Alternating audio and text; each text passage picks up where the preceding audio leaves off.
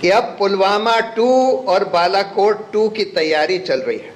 और क्या तैयारी चल रही है, जो मुझे सुनने में मिला है, मैं उसको ऑथेंटिकेट नहीं कर सकता, ना ही ये बता सकता हूं कि किन लोगों ने मुझे ये बताया है कि पुलवामा 2 जो होगा वो अयोध्या मंदिर पर कोई अटैक होगा जो कि जैश ए मोहम्मद या अल-कायदा होगा या करवाया जाएगा।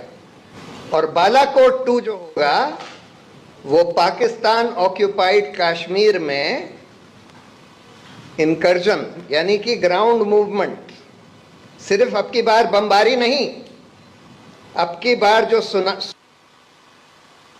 और मल्टीपल सोर्सेस से सुनने में आ रहा है कि अब की बार थोड़े से ग्राउंड ट्रूप्स भी भेजे जाएंगे।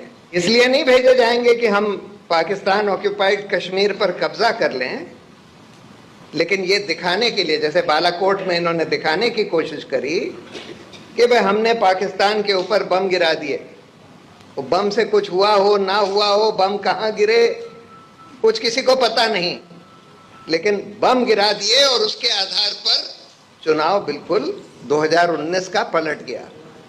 और यही बात सत्यपाल मलिक जी ने हाल में एक इंटरव्यू में बोली, ये लोग चुनाव जीतने के लिए कुछ भी करवा सकते हैं। ये बात बिल्कुल सही है। जो प्रधानमंत्री 3 घंटे तक पुलवामा जैसे हमले के बारे में कुछ नहीं बोलता, जो प्रधानमंत्री 3 महीने तक मणिपुर के बारे में कुछ नहीं बोलता,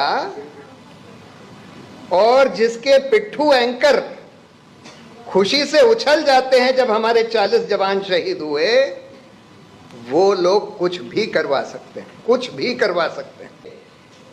ऑप इंडिया जो भाजपा का मीडिया ऑर्गेनाइजेशन है, उसमें ये छप चुके हैं अल-कायदा जैश ए मोहम्मद के बयान कि हम लोग राम मंदिर पर, अयोध्या के मंदिर पर हमला करेंगे।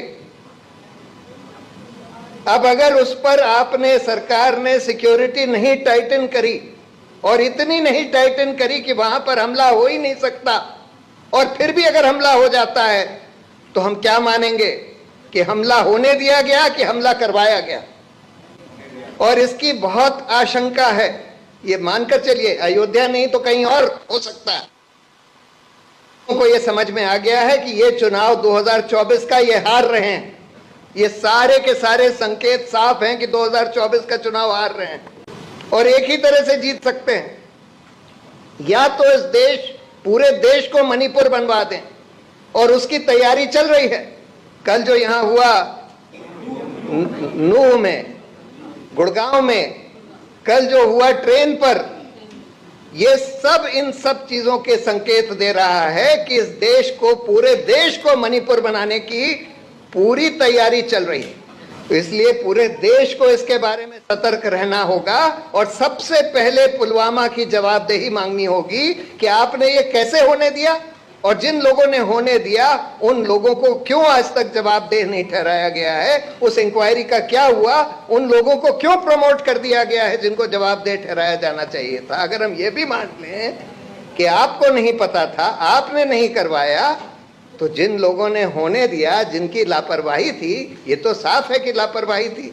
आपने 11 इंटेलिजेंस अलर्ट्स इग्नोर किए, आपने स्टैंडर्ड ऑपरेटिंग प्रोसीजर वायलेट किया, और उसके बाद भी किसी की जवाबदेही नहीं तय होती है। तो इसलिए हम लोगों को ये सवाल पूछना होगा, इसकी इंक्वायरी रिपोर्ट मांगनी होगी, और पूरे देश को आगाह करना होगा कि इस तरह की घटना फिर से करवाई जा सकती है।